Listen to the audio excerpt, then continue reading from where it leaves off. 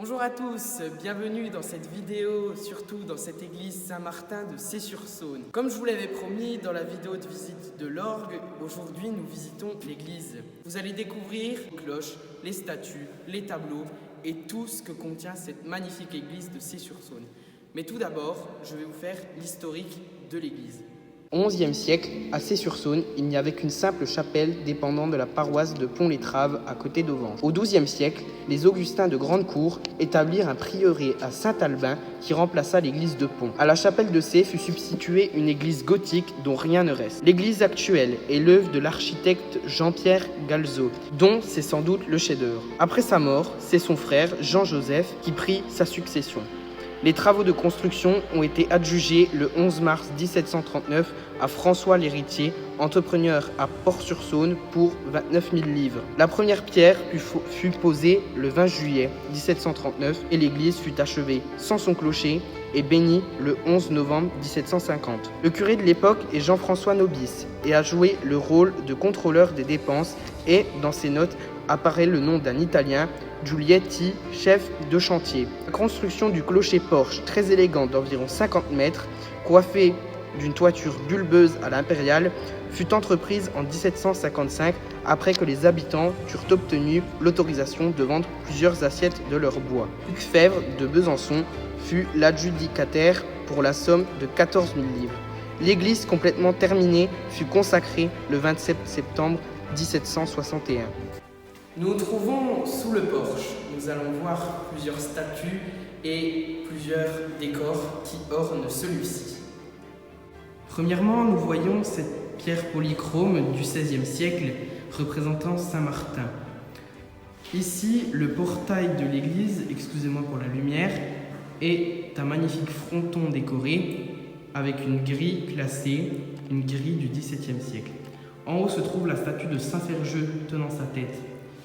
Ici, nous voyons des statues en bois polychrome, ici, sous le porche. Le clocher de Cey-sur-Saône contient 3 cloches. Si vous voulez tout le détail des cloches, vous pouvez aller voir la vidéo des trésors de l'église Saint-Martin de Cey-sur-Saône. Vous trouverez toute une partie où on voit le descriptif des cloches.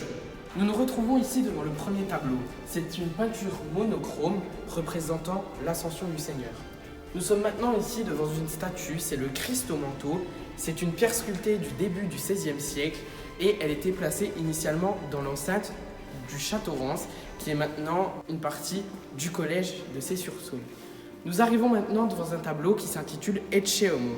C'est un tableau d'inspiration espagnole du XVIIe siècle qui représente le Christ. Nous trouvons maintenant devant un tableau en peinture polychrome. Il a été peint en 1602 à l'école rhénane. On peut dire que c'est le jumeau du premier tableau que nous avons vu, car avant, ils étaient collés dos à dos et ils ont été coupés pour faire 2 œuvres bien distinctes, visibles à chaque fois, qui sont placées face à face dans l'église. Et en dernier, nous voyons le tableau du martyr de Saint-Sébastien. Nous entrons maintenant dans la chapelle des âmes du purgatoire. Nous voyons ici un tableau aux effigies de la Vierge Marie et du Seigneur Jésus-Christ. Au-dessus de moi, nous voyons un vitrail représentant Saint Joseph portant son enfant Jésus. Et nous voyons ici un retable décoré avec ce tableau qui malheureusement aurait besoin d'une restauration où, bien sûr, on verrait les âmes du purgatoire, d'où vient le nom de la chapelle. C'est un retable sculpté où on voit au milieu d'un soleil et d'un nuage doré le triangle de la Sainte Trinité. Nous entrons maintenant ici dans la chapelle du Saunier. Premièrement, nous voyons cette statue de Jeanne d'Arc qui était placée auparavant dans la nef centrale de l'église. Nous arrivons derrière cette statue où un monument a été créé. Nous voyons dans les premiers rayons les morts du village durant la Première Guerre mondiale. À droite et à gauche, en haut, nous voyons les morts de la Deuxième Guerre mondiale. Au fond, ici, nous voyons le mort de la guerre d'Algérie de Cey-sur-Saône. Et à droite, ici, nous voyons les morts durant la guerre d'Indochine. Nous voyons cette fois-ci encore un retable. Ce retable est décoré, donc pareil, avec beaucoup de statues et un grand ornement. Ici, nous avons mis en scène des canons d'autel. Donc, les canons d'autel sont des cadres où sont inscrits les prières. Et nous avons pareil des chandeliers comme dans les autres chapelles. Nous entrons maintenant ici dans la chapelle de la Vierge. Premièrement, nous voyons cette statue où on montre la Vierge à l'enfant. C'est une statue du XVIIe siècle, donc qui ne date pas de cette église, qui n'est pas d'origine de l'église, mais bien d'avant. En haut, nous voyons encore ce retable décoré avec au centre, en haut, le triangle de la Trinité. Et pareil, nous voyons la croix du Christ, des pots à feu et un retable très décoré. Nous parlons maintenant du vitrail. Nous voyons sur ce vitrail la Vierge avec des larmes et un Sacré-Cœur sur sa poitrine. Et ici aussi, nous avons installé dans cette chapelle la statue de Saint Antoine. Nous sommes ici devant la porte de la sacristie et nous voyons un lutrin. Donc c'est un lutrin d'origine de l'église. Et après, nous voyons un tableau ici représentant l'annonciation de la Vierge Marie par l'ange Gabriel. Nous trouvons ici devant la chapelle des Beaufremont. C'est un hôtel privilégié dans cette chapelle. Une indication au-dessus du retable est notée. Sur ce retable très décoré, nous voyons un tableau représentant la Vierge couronnée d'étoiles marchant sur le serpent. De l'autre côté, nous voyons une fresque peinte qui s'intitule « Dieu aide aux premiers chrétiens ». C'est une fresque qui est peinte directement sur les pierres. Le vitrail montre que c'est une chapelle privilégiée car il représente le blason des Beaufremont. Et ici, dans cette église, repose, c'est inscrit sur cette pierre, Charles-Emmanuel de Beaufremont, prince du Saint-Empire, abbé de Luxeuil et de Saint-Paul de Besançon, mort le 27 juin 1733, âgé de 68 ans. Et aussi Hélène Adélaïde Marie-Charlotte de Beaufremont, princesse du Saint-Empire, morte le 10 novembre 1789, âgée de 19 ans. Priez pour eux.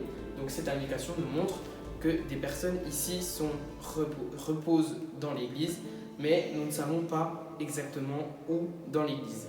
Nous nous trouvons ici devant les fonts baptismaux. Nous voyons un tableau qui représente le baptême du Christ et nous voyons encore en haut un retable très décoré, donc le retable des fonts baptismaux avec le triangle de la Trinité pour nous rappeler le baptême de Dieu. Face aux fonts baptismaux, nous voyons le tableau qui représente le Saint-Rosaire. Nous nous trouvons ici dans la chapelle de la Sainte Vierge. Nous voyons encore sur ce retable très décoré la Trinité qui est finalement présente sur tous les retables des chapelles. Nous voyons aussi ce tableau représentant la Vierge à l'enfant et deux hommes, deux moines en contrebas. Derrière aussi, nous voyons un confessionnal qui est le seul présent dans toutes les chapelles de l'église, sinon les deux autres sont sous la tribune. Et nous voyons aussi la Sainte Vierge sur le vitrail de la chapelle. Nous allons maintenant traverser la nef pour découvrir les vitraux, une chaire, un crucifix et un magnifique lustre. Nous trouvons déjà dans les premiers vitraux Sainte-Claire à ma droite, Saint-Henri à ma gauche. Ces vitraux ont été garnis de vitrail justement dans les années 1930. Au début, ils étaient en verre saint. Là, nous étions dans la deuxième travée et nous allons arriver dans la troisième. Donc dans la troisième se trouve un vitrail du Christ en croix. De l'autre côté, à ma droite, se trouve la veuve et les enfants. Au-dessus de moi se trouve un magnifique lustre en cristal. Nous continuons maintenant entre la troisième et la quatrième travée. Nous arrivons devant cette chaire majestueuse. Je vais vous lire directement le descriptif. La chaire d'époque Louis XV, avec sculpture et statuettes des évangélistes et abat-voix portés par d'élégants palmiers, le tout en bois doré et couronné de la statue de Sainte Barbe. À ma gauche se trouve un crucifix porté sur un pilier. Ce crucifix, la statue est en fonte et la croix fait à peu près 7 mètres de haut. Nous pouvons continuer maintenant et nous allons ensuite dans la quatrième travée. À droite se trouve Saint-Louis, donc un des rois de France, et à ma gauche se trouve Saint-Georges. Nous continuons et nous allons arriver maintenant dans le transept, la dernière travée qui sert de transept à l'église, c'est la cinquième. À droite se trouve Sainte Thérèse de l'Enfant Jésus, donc elle est entourée de fleurs. Et à gauche se trouve Jésus au milieu des enfants. Et nous allons maintenant nous diriger vers le retable de la Sainte Vierge. Nous trouvons ici devant l'autel latéral gauche qui est dédié à la Vierge Marie. Le vitrail aussi y est dédié. Nous voyons aussi deux statues de Saint Guérin et Saint Main-Bœuf de chaque côté de la Vierge. Ce sont deux statues du XVIIIe siècle, le retable étant du XIXe. Nous nous trouvons maintenant devant l'autel de Saint-Claude. En haut, nous voyons le Sacré-Cœur. Sur ce tableau figure Saint-Claude sous les traits de Claude de Beauffremont. À sa droite, nous trouvons une statue de Saint François Xavier et à notre gauche, nous trouvons Saint Joseph portant Jésus. Et c'est un ensemble en stuc du XVIIIe siècle. Nous nous trouvons maintenant devant le sanctuaire. Donc, il est formé d'un demi-octogone et ses faces d'octogone sont garnies de stuc et de tableaux. En tout, il y a 5 tableaux. Je vais vous donner les noms. La résurrection, l'ascension, la présentation au temple, la gloire de Saint-Martin et la nativité de la Vierge. Et il est couronné par 3 grands vitraux que je vous insère ici. Donc nous y voyons Saint-Martin au centre, Saint-Ferréol à gauche et Saint-Ferjeux à droite. Nous nous trouvons maintenant devant le maître-autel fait à la romaine. Le descriptif est simple. Donc il est très élégant et en bois doré. Donc il y a une belle garniture, il est entouré de 2 anges adorateurs et la décoration murale forme un très bel ensemble. Donc c'est l'œuvre du maître italien Francesco Marca. Donc ça a été signé le 11 octobre 1750 moyennant 200 livres. En son centre, le retable est composé d'un tabernacle couronné d'une grande croix. Le tabernacle est entouré de 6 chandeliers et couronné encore de chacun un ange à chaque extrémité. Le tout est entièrement en bois. Les chandeliers sont en bois et la croix également. Face au maître-autel se trouve au-dessus du porche d'entrée le grand orgue où vous pouvez retrouver la vidéo de visite sur la chaîne. Nous retrouvons maintenant derrière le porche d'entrée sous la tribune et nous allons nous dire au revoir. C'était la vidéo de présentation de l'église de Cey-sur-Saône. J'espère qu'elle vous aura fait découvrir des choses sur ce monument et un tas d'autres histoires peuvent vous être racontées quand on fait les journées du patrimoine. En tout cas, je vous souhaite une belle fin de journée, une bonne soirée, ça dépend de l'heure où vous regardez cette vidéo. En tout cas, je vous dis à bientôt pour d'autres vidéos.